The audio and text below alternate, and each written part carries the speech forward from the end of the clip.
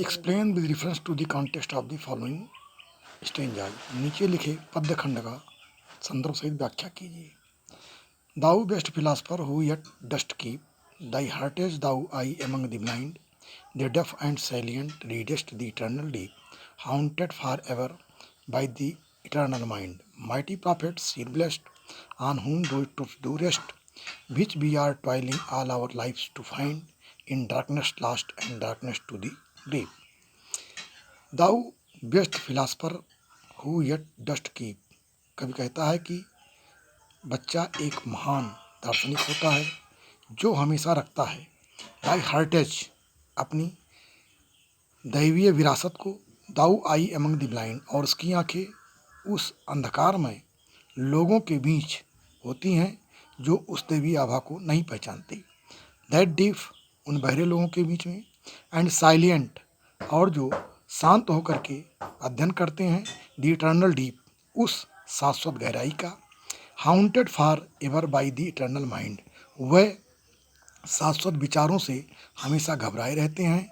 Mighty profit कवि बच्चे को महान पैगंबर, सीर ब्लेस्ड पूज्य पैगंबर बताता है, ऑन whom दोज टुथ डू रेस्ट जिसके ऊपर ये सच्चाइयाँ रहती हैं, which we are toiling all our life to find जिसके लिए हम पूरे जीवन भर प्रयास करते हैं पाने के लिए, इन डार्कनेस लास्ट और ये विरासत गुण अंधकार में खोए रहते हैं, the darkness of the grave और जो गंभीरता के अंधकार में विलुप्त रहते हैं।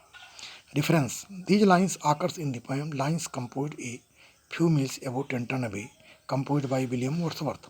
ये पंक्तियाँ विलियम वर्ड्सवर्थ के द्वारा रचित line composed a few miles above Trenton अबे नामक कविता से ली गई हैं।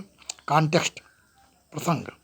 द पोएट सेज कब कहता है दैट कि फ्रॉम हिज आउटवर्ड अपीयरेंस कि शिष्य के बाह्य चेहरे के देखने से द चाइल्ड अपीयर्स सिंपल बच्चा साधारण दिखाई पड़ता है, एंड ऑर्डिनरी और सामान्य दिखाई पड़ता है। इट इज सेड ये कहा जाता है that the face is the index of mind कि चेहरा मस्तिष्क की सूची होती है, but it is not so to the child लेकिन यह शिशु के लिए लागू नहीं होता। His face does not show his greatness शिशु का चेहरा उसकी महानता को नहीं दिखाता। The child is best philosopher the child is best philosopher शिशु महान दार्शनिक पैगंबर होता है। The previous glories of haven स्वर्ग की पहले का यश are still present in his body उसकी शरीर में अब भी उपस्थित रहता है। एक्सप्लेनेशन व्याख्या। इन दीज लाइन्स इन पंक्तियों में द पोएट एड्रेसेस कवि संदर्भित करता है द चाइल्ड बच्चे को एज ए ग्रेट फिलासफर एक महान दार्शनिक के रूप में।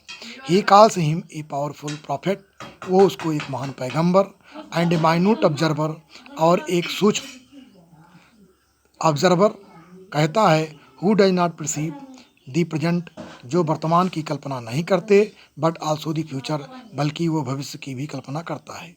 द पोएट मीन्स टू से कब कहने का अर्थ है that the true of life कि जीवन की सच्चाई exist in to his person उसके व्यक्तित्व में निहित होती है। Which of the people of the world are always trying to obtain from God जिसको कि इस संसार के लोग हमेशा ईश्वर से प्राप्त करने का प्रयास करते हैं। We are trying to find the truth हम उस सच्चाई को पाने का प्रयास करते हैं। Which is lost in darkness of the grave जो गंभीरता के अंधकार में खोई हुई है। The child is possession of that heavenly truth और नवजात शिशु उस स्वर्गीय सच्चाई का अधिकारी होता है। धन्यवाद। कृपया इस वीडियो को लाइक शेयर और सब्सक्राइब अवश्य करें जिससे कि अन्य बच्चों को लाभ पहुंच सके। धन्यवाद।